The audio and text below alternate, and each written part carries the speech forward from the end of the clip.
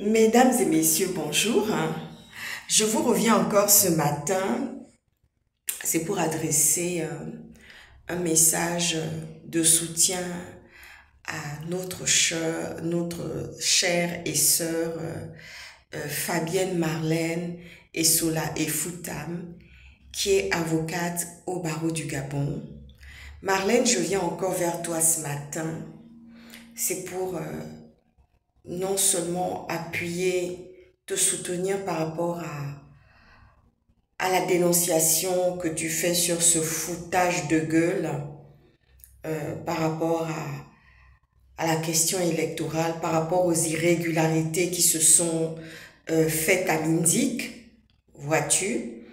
Et je viens encore ce matin pour te soutenir et dire combien de fois nous sommes indignés, combien de fois je suis indignée par rapport à cette situation où un candidat a été élu par le peuple, voyez-vous, un candidat a été choisi et élu par le peuple, et aujourd'hui nous voyons tout simplement les sbires du président de la République du Gabon qui n'est pas là en ce moment, qui est parti en noces prolongé jusqu'à Cuba, voyez-vous, pendant que le pays est dans le désordre et le chaos, le chaos électoral et législatif. Malheureusement, nous voyons des irrégularités se présenter face à nous aujourd'hui. Marlène, je tiens à te donner mon analyse par rapport à cette situation que vous traversez, que ton frère qui a été élu et toi-même et tout ton parti traverse actuellement. C'était pour te dire que la raison pour laquelle les autorités gabonaises ne veulent pas entendre raison par rapport au candidat qui a gagné la mairie de Mindik, c'est parce que tout simplement c'est à toi qu'on en veut. C'est à toi. C'est toi qu'on veut atteindre au travers de ce refus de reconnaître que celui qui est ton frère de sang, celui qui a gagné les élections à la mairie de Mindik, c'est tout simplement un refus patenté d'accepter ton existence, d'accepter ton intelligence, d'accepter la femme de justice et la femme de droit qui a des convictions. Est-ce que tu vois ce que je veux dire? C'est un refus aussi pour dire à tous ceux qui ont une intelligence comme la tienne, circuler, il n'y a rien à voir. Le problème du Gabon, c'est que on n'aime pas les gens intelligents. Les autorités gabonaises qui sont eux-mêmes des pieds nickelés, qui n'ont pas fait autant d'études que toi tu en as fait, que moi j'en ai fait et que tant d'autres en ont fait, ils refusent honnêtement d'accepter des gens qui ont fait des études. La problématique du refus d'accepter le maire de Mindik aujourd'hui, c'est en lien avec toi. C'est en lien par rapport à l'incident qu'il y a eu avec le meeting qu'il y avait eu par rapport à l'ancien premier ministre Alain-Claude Bilibinze, que tu soutiens. Alors, ils n'ont pas oublié, ils ne voudraient pas que la ville de Mindik devienne un bastion de Alain-Claude Bilibinze et un bastion aussi venant de toi. Mais ce qu'ils oublient, c'est que tu es de Mindik. Tu es une enfant de Mindik. Et le maire élu actuellement de Mindik, qui doit faire des alliances, qui doit composer son cabinet en tant que maire, c'est un enfant de Mindik. C'est un Mindikois. Est-ce que vous voyez ce que je veux dire, Marlène? C'est un Mindikois qui est un enfant du pays. Son papa a travaillé là. Votre papa qui était monsieur qu'on appelait du petit nom chouchou Casse, qui a dignement élevé ses enfants, qui les a envoyés à l'école, qui les a mis dans les meilleurs établissements et les meilleures institutions d'établissement au Gabon, qui leur a donné l'éducation que vous avez aujourd'hui. Mais le problème, c'est que toute cette caste-là, ce sont des pieds nickelés. Et si tu regardes bien, Marlène, leurs enfants n'ont pas fait autant d'études que vous avez faites. leurs enfants n'ont pas réussi autant que vous avez réussi parce que tout simplement, ils n'ont pas la matière grise pour pouvoir faire des études, ils n'ont pas la matière grise pour pouvoir réussir. Est-ce que tu vois un peu ce que je suis en train de te dire ce matin? C'est terrible, c'est-à-dire que quand je t'ai vu venir t'exprimer, quand je t'ai vu monter au créneau, défendre mordicus le code électoral qui a été bafoué par les arrangements des gens qui viennent de Brice Clotaire Oligui Nguema, président du Gabon, c'est vraiment une honte. Il y a un chaos dans le pays. Monsieur continue ses noces, son voyage de noces avec son épouse, avec la première dame, jusqu'à Cuba. Et pourtant, il est au courant qu'il y a un chaos électoral et un foutage de gueule électoral dans le pays. Et il n'y a pas que dans le pays. En France aussi, c'est la même chose. Il y a eu des irrégularités. Et ces irrégularités ont été vraiment constatées. Mais pendant ce temps, le président du Gabon prend un malin plaisir à ne pas être sur le territoire, à ne pas jouer les arbitres et les juges de paix. Il est plutôt en villégiature à Cuba. Il a d'abord été à l'Assemblée générale à New York, où il a fait tout ce qu'il avait à faire. Ensuite, il a pris son vol maintenant pour aller à Cuba, se promener et faire ce qu'il a envie de faire là-bas. Est-ce que vous voyez ce que je veux dire? Donc, au jour d'aujourd'hui, mon analyse, c'était que, franchement, ce n'est même pas à ton frère qu'on en veut. C'est pas au maire de Mindik qui est ton frère qu'on en veut, mais c'est à toi particulièrement qu'on en veut à cause des liens que tu as avec Alain-Claude Bilibindi. Est-ce que tu vois ce que je veux dire? Parce que j'ai remarqué que dans ce Gabon, quand on soutient un candidat de l'espoir, un candidat de l'avenir, malheureusement, ceux qui sont des pieds nickelés ne sont jamais d'accord. Ceux qui ont la tête à l'envers ne sont jamais d'accord. Et c'est pour cela, ce matin, je venais t'apporter mon analyse pour dire qu'en fait, ce n'est même pas une question, parce que les Mindikois ont choisi un candidat qui pourrait bien les représenter, un candidat qui les représente déjà même avant d'être maire, un candidat qui connaît leurs problématiques, un candidat qui sait comment les choses se déroulent et qui peut leur apporter encore davantage et qui pourra mieux les représenter. Mais le problème, c'est que le parti des bâtisseurs, vous voyez ce que je veux dire? Avec qui il y a coquin, copinage et tout le reste, ne veulent pas voir par le biais de ton frère ta personne. Parce qu'ils se disent, au travers de ton frère, c'est toi qui vas agir. C'est Alain-Claude Bilibindi qui va agir et ça y est, c'est comme ça que ça va partir. Est-ce que tu vois ce que je veux dire?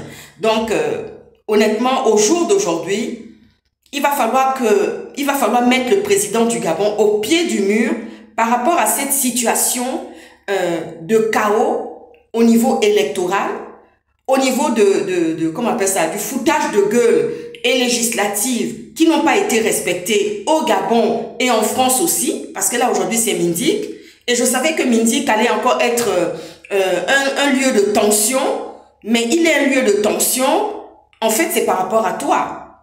C'est toi qu'on veut interdire, parce que tout simplement, comme tu n'as pas accepté de travailler avec ce président qui est là, tu vois ce que je veux dire?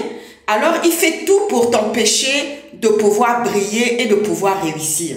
Mais je sais que tu as suffisamment de ressources et de pugnacité pour ne pas laisser faire ce genre de situation. Tu vois ce que je veux dire? Tu es suffisamment, comment dire ça? Tu es suffisamment forte dans ta tête pour te battre et trouver des stratégies justement pour ne pas laisser que cette victoire soit volée aux Mindikois qui ont voté, qui ont choisi leur candidat. Et il n'est pas question que quelqu'un d'autre vienne s'asseoir. Souviens-toi de toute la problématique. Le monde entier a vu combien de fois vous aviez été malmené. Le premier ministre Alain-Claude Bilibindi avait été malmené juste parce qu'il venait faire un meeting à Mindik. Tu as vu toute la fabulation, toute la manipulation qui s'était mise en place à ce moment-là.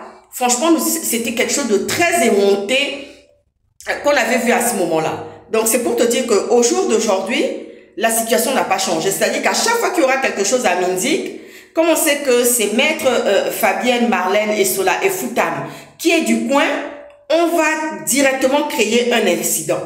Voici l'analyse que moi j'ai eu à faire aujourd'hui par rapport à cette situation concernant l'élection législative à Mindik, qui a été un succès parce que les Mindikois ont choisi quelqu'un qui leur ressemble, quelqu'un qui pourrait mieux défendre leurs intérêts. Est-ce que tu vois ce que je veux dire? Moi, je ne te l'apprends pas, mais le problème ne vient pas du fait que parce que tu es enfant de, je ne sais, enfant de prolétaire ou de quoi que ce soit, mais tu as toute ta place. Tes frères et sœurs ont toute leur place dans la société gabonaise. Est-ce que tu vois ce que je veux dire? Mais le problème, c'est qu'ils ne veulent pas te voir. Ils n'ont pas envie de sentir ta personne. Et en fait, ils créent des problèmes. Tu vois ce que je veux dire? Ça aurait pu être un cousin, mais ça aurait créé la même chose. Regarde un peu ce qui s'est passé avec Alain-Claude Bilibindi. Regarde tout le chahut, le charivari qu'il y a eu. Rien que le fait de venir faire un meeting, alors qu'il n'enlevait rien à personne, il ne faisait du mal à personne.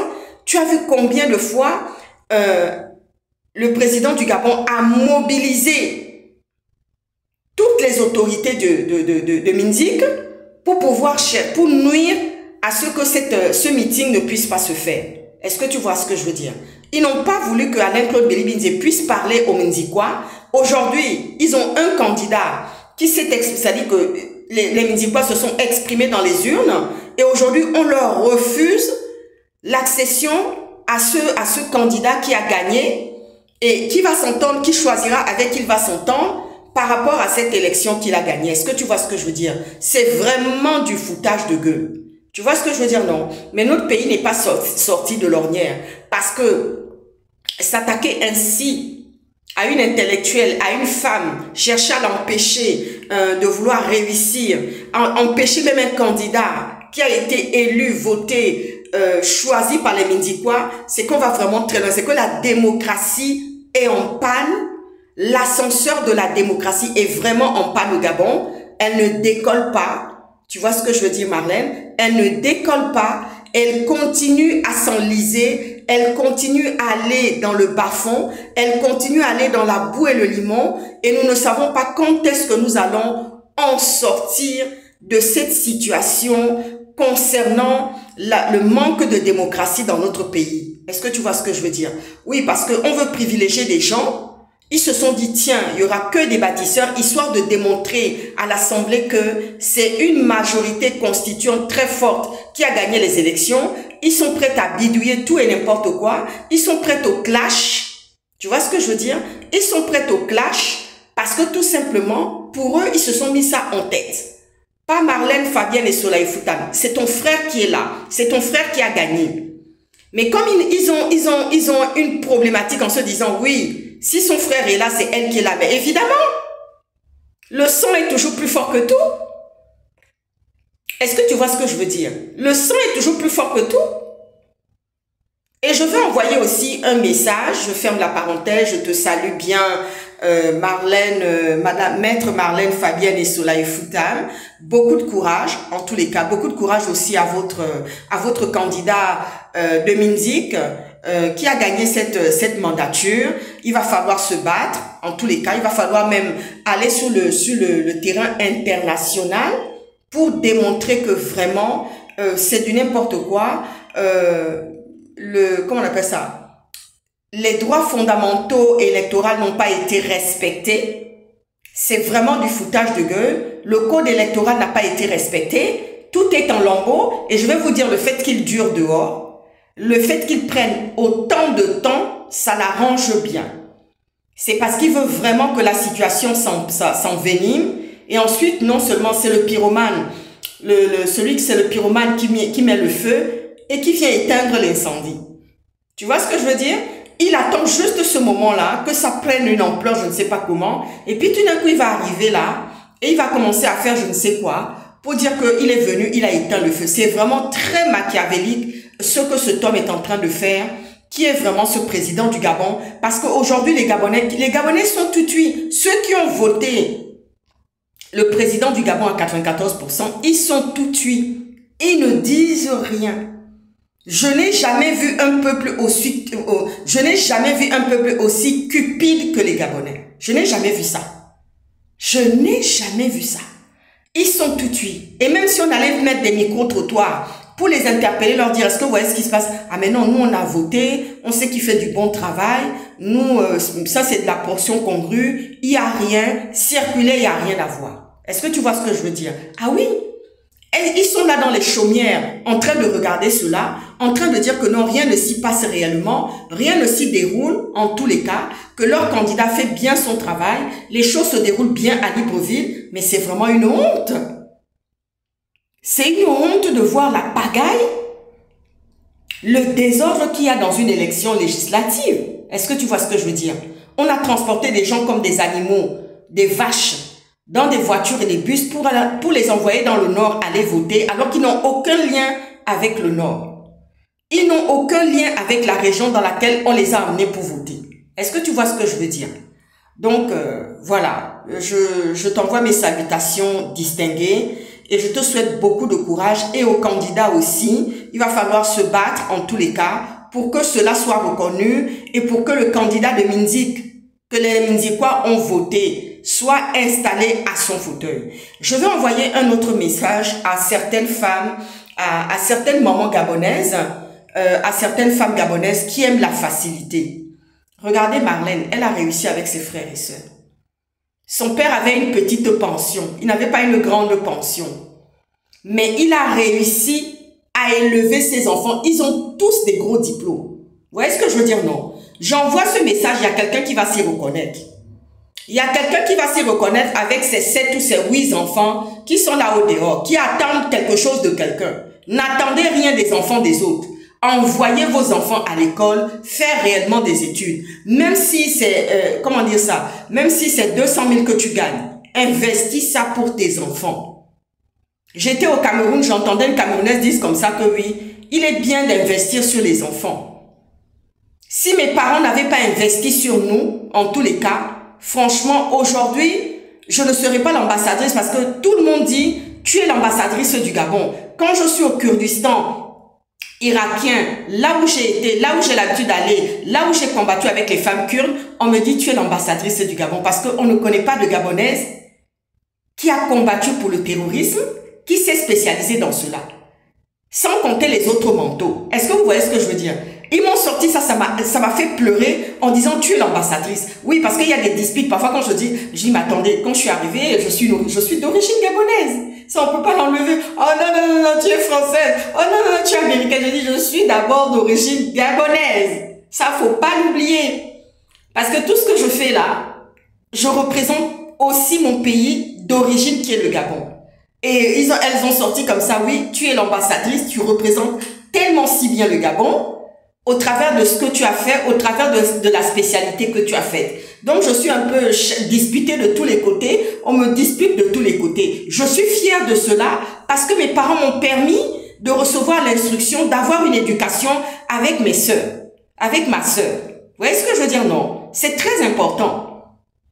C'est très important. Si Marie-Hélène n'avait pas fait des études, si Daniel Mauclair n'avait pas fait des études, si moi je n'avais pas fait des études, on ne serait pas en train de parler aujourd'hui ni de moi, ni du nom de mon père et de ma mère. Est-ce que vous voyez ce que je suis en train de dire? Envoyez vos enfants. N'attendez pas que l'enfant de ta sœur n'est pas là pour venir servir tes intérêts. L'enfant de ta sœur n'est pas là pour venir laver la merde qu'il y a chez toi, les casseroles qu'il y a chez toi. Tu vois ce que je veux dire, non? Oui, que tu t'enorgueillisses pour dire que c'est l'enfant de ma soeur qui a réussi. Mais n'oublie pas que l'enfant de ta soeur là, ta soeur elle était mariée, elle était dans les liens du mariage. Elle n'était pas célibataire, elle n'était pas demoiselle. Tu vois ce que je veux dire, non? Oui, je ne porte pas le patronyme de votre village, ni de votre maison. Je porte le nom de mon père. Tu vois ce que je veux dire, non? Parce que c'est dans le lien du mariage. Est-ce que tu vois ce que je veux dire? Toi qui n'as pas encore compris ça, toi qui ne t'es jamais marié, tu as eu plusieurs enfants comme ça avec des hommes qui ne sont pas restés, parce que c'est comme ça que les Gabonais sont. Mais les enfants de ta soeur là, s'ils ont envie de te donner quelque chose, ils te donnent. Mais ils n'ont aucune obligation de venir te donner quelque chose. Aucune obligation. C'est inscrit nulle part, dans aucune loi, ni dans la Bible, ni même dans le droit des hommes. Si l'enfant de ta soeur veut te donner quelque chose, te faire un plaisir, c'est vraiment une bénédiction. Prends ça comme ça. Mais tu ne peux pas revendiquer Tu ne peux pas revendiquer plus que des raisons sur les enfants de ta sœur, plus elle qui était mariée. Ah oui, aujourd'hui j'amène cette histoire sur le terrain des réseaux sociaux, sur le terrain médiatique, pour qu'on sache qui vous êtes réellement.